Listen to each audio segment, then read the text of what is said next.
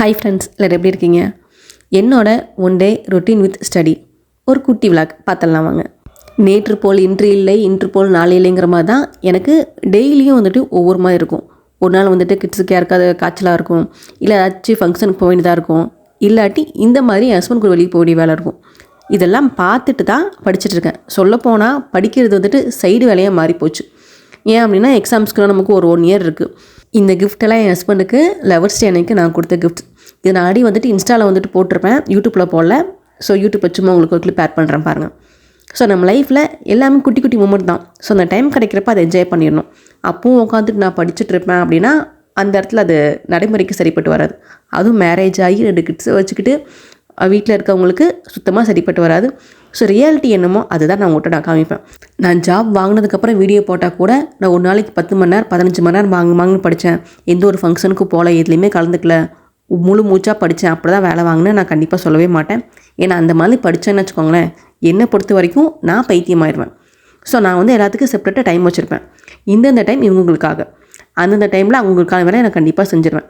செய்கிறதுனால மட்டும்தான் என்னால் இதெல்லாம் பேலன்ஸ் பண்ணி கொண்டு போக முடியுது. இப்போ நான் லவர்ஸ் டே அன்றைக்கி வந்து வீட்டில் உட்காந்துட்டு புக்கை வச்சு படிச்சிருந்தேன்னு வச்சுக்கோங்களேன், என் ஹஸ்பண்டுக்கு எப்படி இருக்கும்? கடுப்பாகுமா இல்லையா? இவ்வளோ படிக்க சொன்ன தப்புன்னு நினைப்பாங்களா மாட்டாங்களா? ஸோ இந்த மாதிரி இடம் பொருள் எவ்வளோ இருக்குது.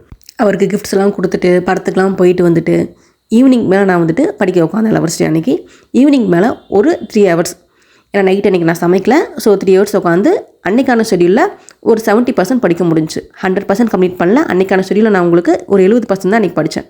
இப்படி மிச்சம் வைக்கிறது நான் உங்களுக்கு நெக்ஸ்ட் டே இல்லை அந்த வீக்குள்ளே சேர்த்து படிச்சிடுவேன்.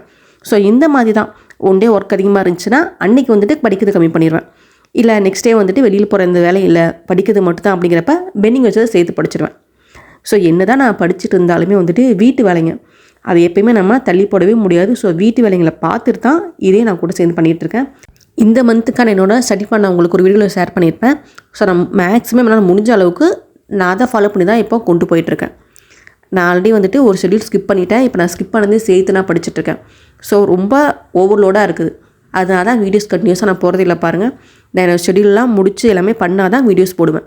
நான் வீடியோஸ் போடல அப்படின்னாவே வந்துட்டு நான் எங்கேயும் ஷெடியூலில் முடிக்கல அப்படின்னு அர்த்தம்.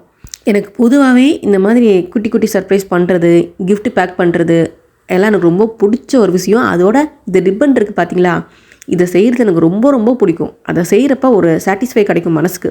உங்களில் எத்தனை பேருக்கு என்ன மாதிரி ரிப்பன் மேக் பண்ணுறது பிடிக்குங்கிறத கமெண்ட் பண்ணுங்கள்.